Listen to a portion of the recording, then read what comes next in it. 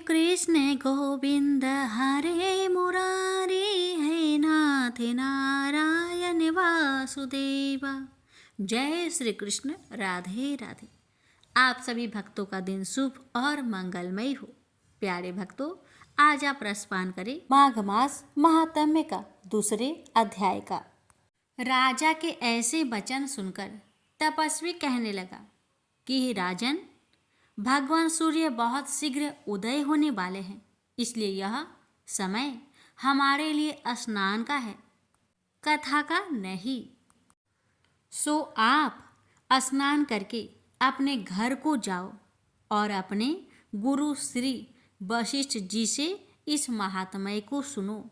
इतना कहकर तपस्वी सरोवर में स्नान के लिए चले गए और राजा भी विधि पूर्वक सरोवर में स्नान करके अपने घर लौटा और रनिवास में जाकर तपस्वी की सब कथा रानी को सुनाई।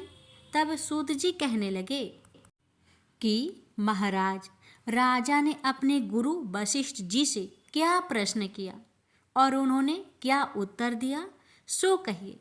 व्यास जी कहने लगे कि हे सूत जी, राजा दिलीप ने रात्रि को सुख से सोकर प्रातः समय ही अपने गुरु वशिष्ठ के पास जाकर उनके चरणों को छूकर प्रणाम करके नम्रता से पूछा कि गुरुजी, आपने आचार, नीति, राज्य, धर्म तथा चारों वर्णों को, चारों आश्रमों की क्रियाओं, दान और उनके व्रत विधान, यज्ञ और उनकी विधियां, वन, उनकी प्रतिष्ठा तथा भगवान विष्णु की आराधना बतलाई है।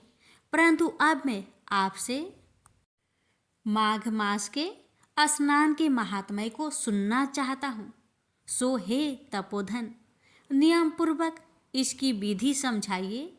गुरु वशिष्ठ जी के कहने लगे कि हे राजन, तुमने दोनों लोकों के कल्याणकारी, वनवासी तथा गृहिणियों के अंतःकरण को पवित्र करने वाले माघ मास के स्नान का बहुत सुंदर प्रश्न पूछा है।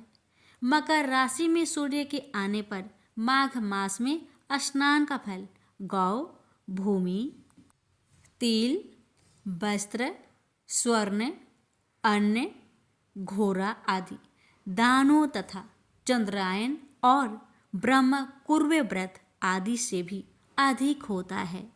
वैशाख तथा कार्तिक के जप, दान, तप और यज्ञ बहुत फल देने वाला है, परंतु माघ मास में इनका फल बहुत ही अधिक होता है।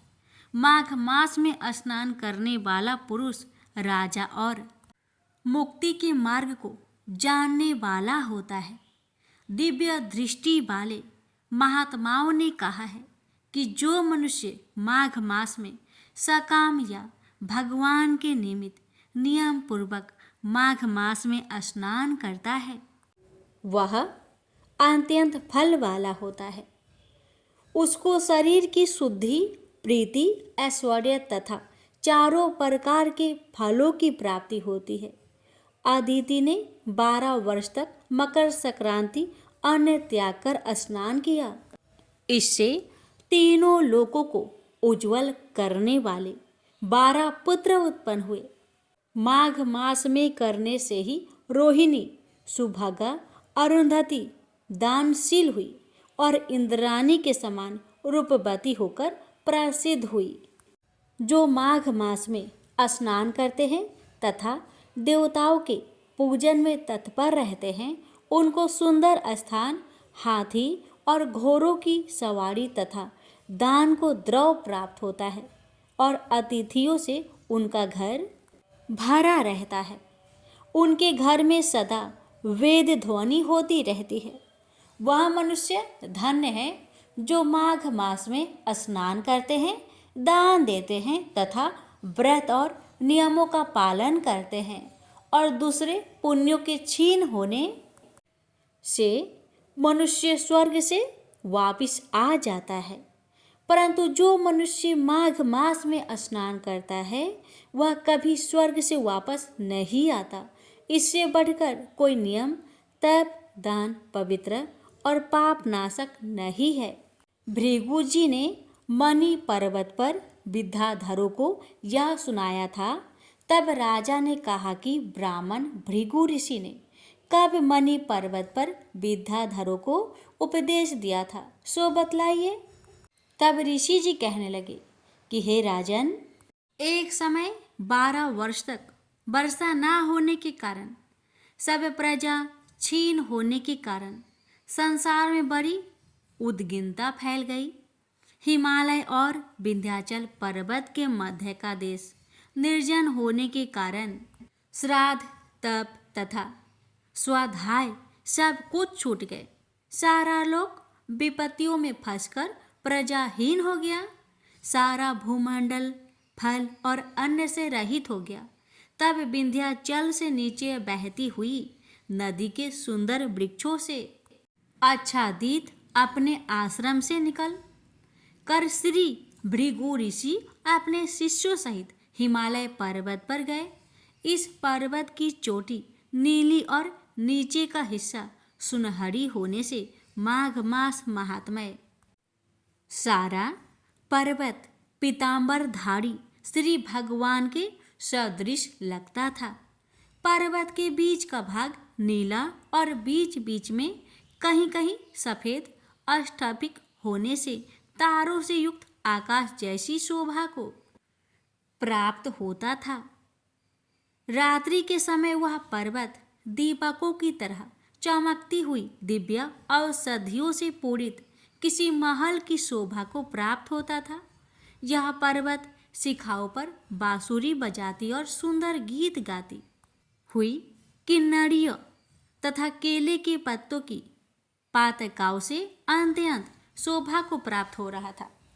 यह पर्वत नीलम पन्ना पुखराज तथा इसकी चोटी से निकलती हुई रंग बिरंगी किरणों से इंद्रधनुष के समान प्रतीत होता था।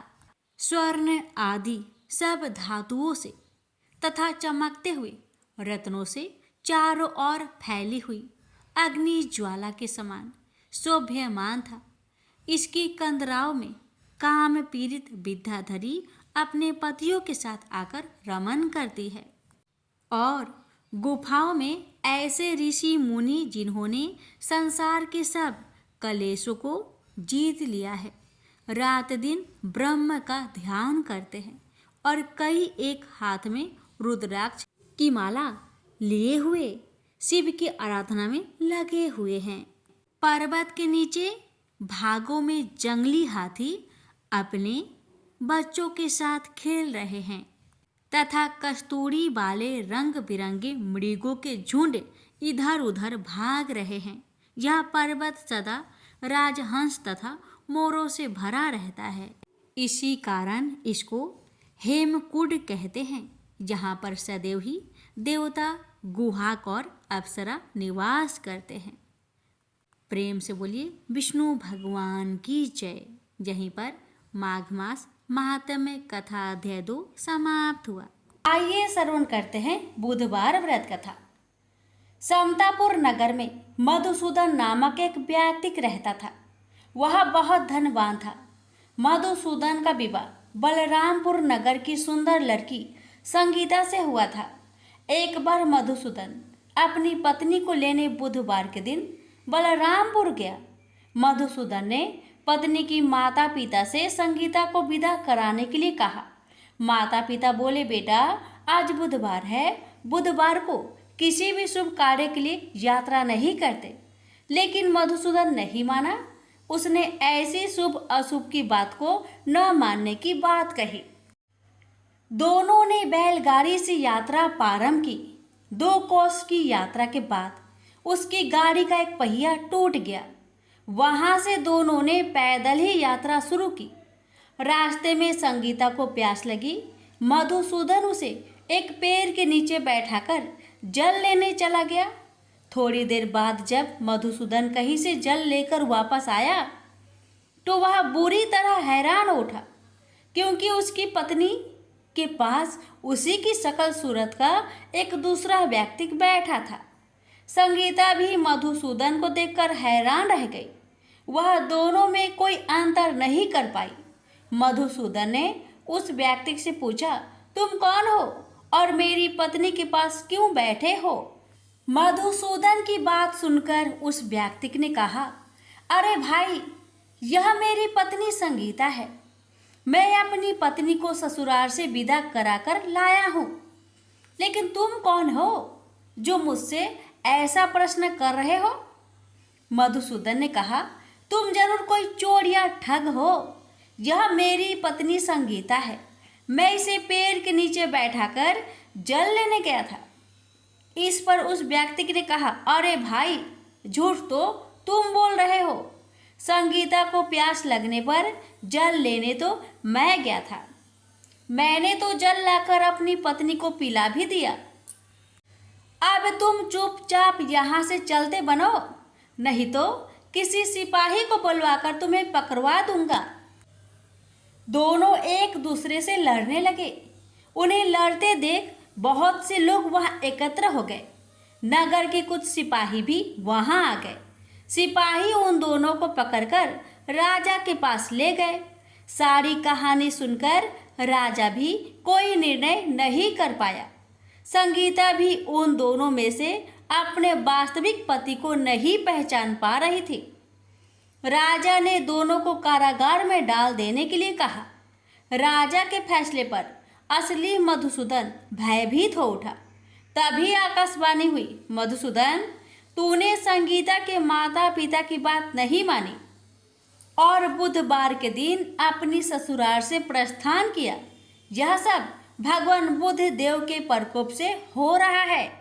मधुसूदन ने भगवान बुद्ध देव से प्रार्थना की कि हे भगवान बुद्ध देव, मुझे क्षमा कर दीजिए। मुझसे बहुत बड़ी गलती हुई।